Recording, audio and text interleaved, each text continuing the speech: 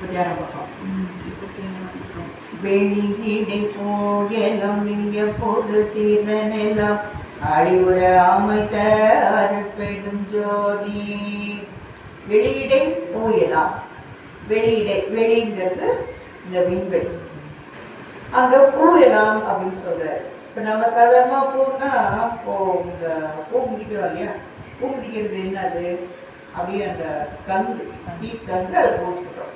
அப்ப வெளியிட இருக்கிற பூ எது? விண்வெளியில் இருக்கிற பூக்கள், நட்சத்திரங்கள், சூரியன், சந்திரன், எல்லாமே வெளியிட பூக்கள்.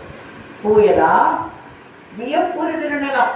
அதனுடைய திறனை பார்த்தா அப்படியே வியப்பு அடைகின்ற போல இருக்குது. அப்படி அதனுடைய திறன் என்ன திறன்? நீங்க நான் பாத்தீங்கன்னா சின்ன வயசுல நான் வானொலி பார்த்துட்டேன்.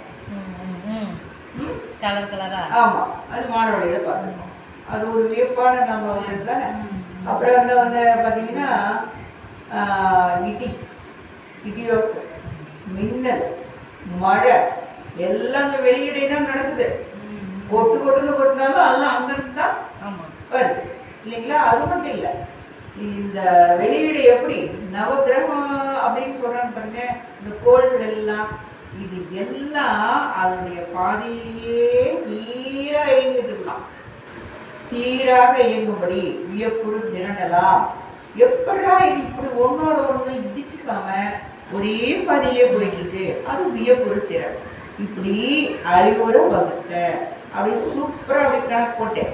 எப்படி ஆண்டவர் இந்த இதெல்லாம் இப்படிதான் இந்த இயக்கம் நடக்கணும் அப்படின்னு அமைச்சு வச்சிருக்கிறார். யாரு?